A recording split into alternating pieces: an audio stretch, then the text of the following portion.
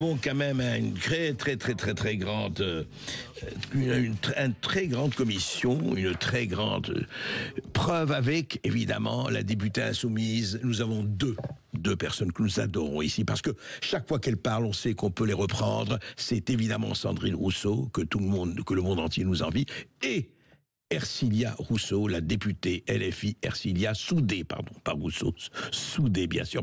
Et voici par exemple, un exemple, mercredi 29 janvier, les députés membres de la Commission des affaires économiques du Palais Bourbon se retrouvaient une proposition de loi visant à prioriser les travailleurs dans l'accès au logement social.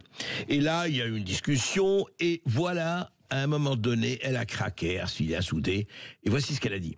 Ainsi, collègues, vous cesserez d'être de vils charognards qui prospèrent sur la misère des plus précaires. Merci, Madame Soudé. S'il vous plaît, je le dis, nous n'avons absolument pas l'habitude dans cette commission d'insulter les collègues. Donc, je le dis, il n'y a pas à insulter directement les collègues pendant cet examen. Je vous remercie. Voilà, c'est très bien que la présidente, la France Insoumise de la commission, Aurélie Trouvé, a retoqué, a corrigé comment on peut dire ça, les dérives, les excès, les fuites de Ercilia Soudé. Mais vous savez, elle ne s'arrête pas là. Vous allez voir, à un autre moment, elle était effectivement dans une réunion en discutant d'un projet qu'elle avait, mais c'était tombé dans une date qui n'allait pas du tout, un certain 7 octobre 2023, donc ça devait être quelques semaines après.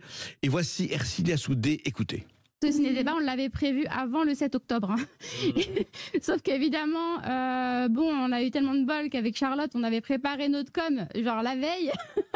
Et donc forcément, dans le week-end, il y a eu des fuites. Caroline Niadan et Meir Habib, tout de suite, sont montés au créneau. Yael Braun-Pivet, c'est scandaleux. En plus, j'ai invité Mariam Abou-Dakar, alors là, c'était le bonbon.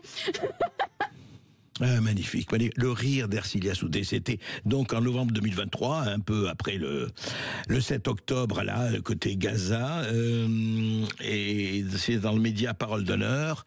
C'est magnifique. Et moi, je vais vous dire, ce que j'aime, c'est le rire d'Ercilia Soudé.